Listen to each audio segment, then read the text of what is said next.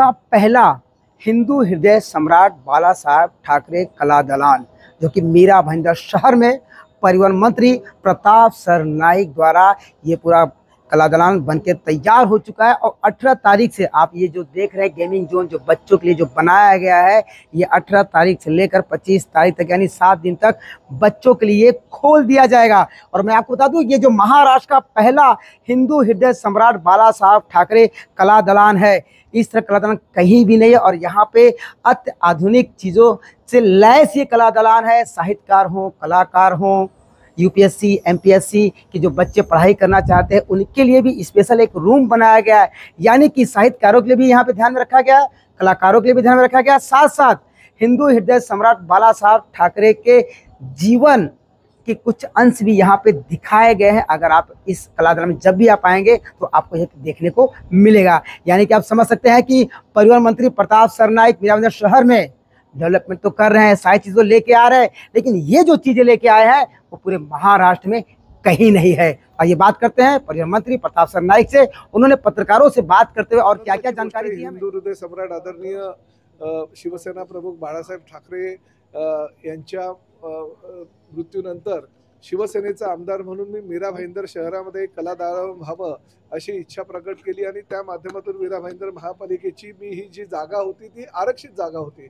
ही आरक्षित असलेली जागा नगरविकास मंत्री म्हणून एकनाथ शिंदे साहेब होते, त्यांच्याकडनं मी मीरा भाईंदर महानगरपालिकेकडे सुपूर्द केली आणि ह्या आरक्षित जागेवर मी कला दालनाचं एक स्ट्रक्चर जे आहे मंजूर करून घेतलं आणि आमचे नितीन कुलकर्णी जे आर्ट डायरेक्टर आहेत त्यांच्यामध्ये मी माझी संकल्पना मांडली की या ठिकाणी विद्यार्थ्यांना सुद्धा ह्या कला दालनाचा फायदा व्हायला पाहिजे, युवकांना सुद्धा व्हायला पाहिजे फायदा, सिनियर सिटीजन्सना फायदा व्हायला पाहिजे, त्याचबरोबर तरुणांना सुद्धा फायदा व्हायला पाहिजे। जे काही साहित्य प्रेमी आहेत, त्याचबरोबर काही चित्रकार आहेत, कलाप्रेमी आहेत, त्यांना ह्या कला दालनाचा फायदा व्हायला पाहिजे। लोकांना जहांगीर आर्ट गॅलरीमध्ये काही चित्र किंवा पेंटिंग्स बघण्यासाठी जावं लागतं, तसे ह्या ठिकाणी सुद्धा ह्या कला दालन लोक घेतील भाड्यानं आणि त्या ठिकाणी आपली कला पेश करतील।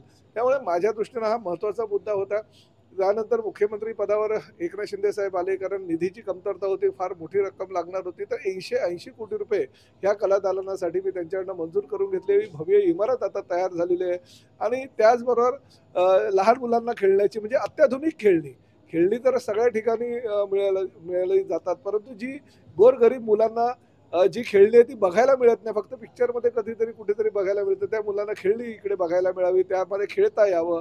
परत आपल्याला ज्या गोष्टी नवीन टेक्नॉलॉजीच्या माध्यमातून नवीन निर्माण होतात त्या बघायला मिळाव्या, यासाठी हे एक दालन केलं। बाळासाहेब ठाकरेंचं जुनी मुंबई, दादर किंवा सेना भवन हा परिसर एका दालनामध्ये दाखवण्यात आला आहे। एका दालनामध्ये आम्ही विविध चित्रकार आणि त्याचबरोबर पेंटर आणि जे काही वेगवेगळ्या प्रकारचे साहित्य निर्माण करणारे कलाकार असतात त्यांना एक स्थान दिलं। आणि दुसरं म्हणजे यूपीएससी एमपीएससी आणि त्याचबरोबर IRS IPS किंवा IAS बनणारे जे विद्यार्थी असतात त्यांना स्टडी सेंटर हवं असतं, ते स्टडी सेंटर सुद्धा या ठिकाणी आम्ही निर्माण केलं। आणि त्यामुळे ह्या दिवाळीला काहीतरी आमच्या विद्यार्थी किंवा आमच्या लहान मीरा भाईंदर शहरातील मुलांना काहीतरी मिळावं ह्या उद्देशानं 18 तारखेपासून 25 तारखेपर्यंत हे आम्ही निःशुल्क, म्हणजे हे तर पूर्ण निःशुल्क असणार आहे, परंतु हे निःशुल्क आम्ही दिवाळीसाठी, दिवाळीच्या सुट्टीमध्ये विद्यार्थ्यांना आनंद घेता यावा म्हणून हे दालन खुलं करतोय। आणि त्या माध्यमातून ज्या विद्यार्थ्यांना किंवा ज्या काही शाळांना जर हे दालन बघायचं असेल, ह्यातल्या खेळाचा अनुभव घ्यायचा असेल, तर त्यांनी नावं जर नोंदणी केली तर त्यांना निश्चितपणे या कला दालनामध्ये एंट्री फ्री मिळेल।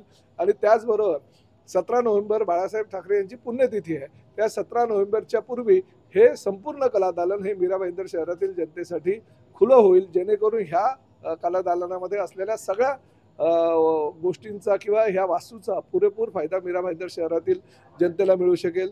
माझ्या दृष्टीने आनंदाची एकच गोष्ट आहे की मी जेव्हा संकल्पना मांडली होती ती संकल्पना आता प्रत्यक्षात उतरायला आलेली आहे।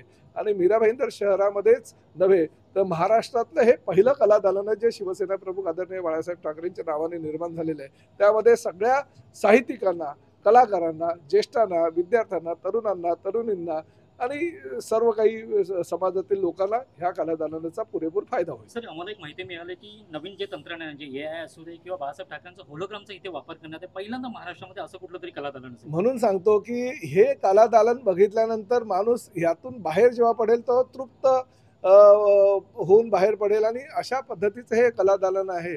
आणि बाळासाहेबांचे विचार, बाळासाहेबांनी समाजासाठी केलेलं काम, त्यांची राहणीमान, त्यांचं ज्या ज्या परिसरामध्ये ते फिरत होते त्या शिवसेने शाखेचं सगळं चित्र, म्हणजे हे सगळं काही एकाच ठिकाणी तुम्हाला बघायला मिळेल आणि त्याचं नाव आहे शिवसेना प्रमुख आदरणीय बाळासाहेब ठाकरे कलादालन मीरा भाईंदर.